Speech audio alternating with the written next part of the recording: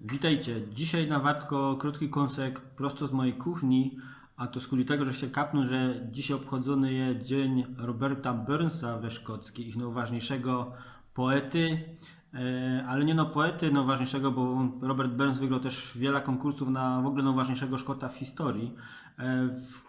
Pewnieście już pora razy o nim słyszeli, bo wydali my dzięki tłumaczeniom Mirka Seniawy taki tomik szkocko-śląskiej poezji właśnie z wierszoma Roberta Burnsa, po jednej stronie po szkocku, po drugiej stronie po śląsku.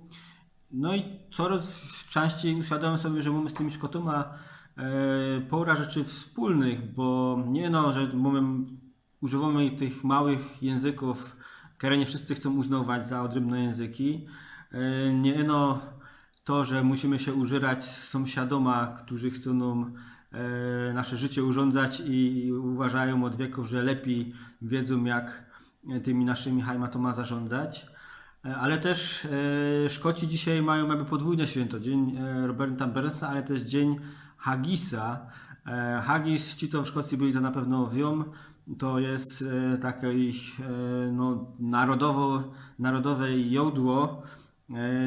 Według mnie ma wiele wspólnego też z naszym pewnym jedzeniem przez wielu lubionym. Haggis to robi się z podrobów owcy i jest to zaszywane we flaku owcy. W wyglądzie, choć niekoniecznie w smaku i składzie, jest dosyć podobne do naszego krupniołka. Jak wciepniecie do internetu słowo haggis, to będziecie widzieć, że to bardzo podobnie wyglądał. Smakuje inaczej, ale w wyglądzie jest dosyć podobne. Stąd też Mirek Syniawa, tłumacząc ten najważniejszy, jeden z najważniejszych wierszy Roberta Burnsa, Adres dla Haggis, ześląszczył tytuł i napisał Mowa do krupniołka.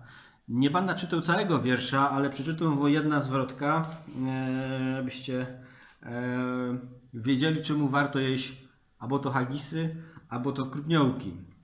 Ziemia pod tym, co je krupniołki, aż półką kajby stawiał kroki. Niech mieczy machnie jen szerokim, w tych paciach srogich, od wroga stracą w rozwojoki, ręce i nogi. Także waleczność Szkotów wynikała z jedzenia haggisa. My też możemy pewność siebie zaczerpnąć no i wyraźnie z jedzenia krupniołka. Także zachęcam do sięgnięcia po tomik Roberta Burnsa. Zachęcam w tym dniu dzisiejszym, czyli 25 stycznia, do, że tak powiem, wspólnego biesiadowania ze Szkotoma. Nie będziecie poradzić nikaj zamówić haggisa, to skosztujcie naszego krupniołka. Pozdrawiam.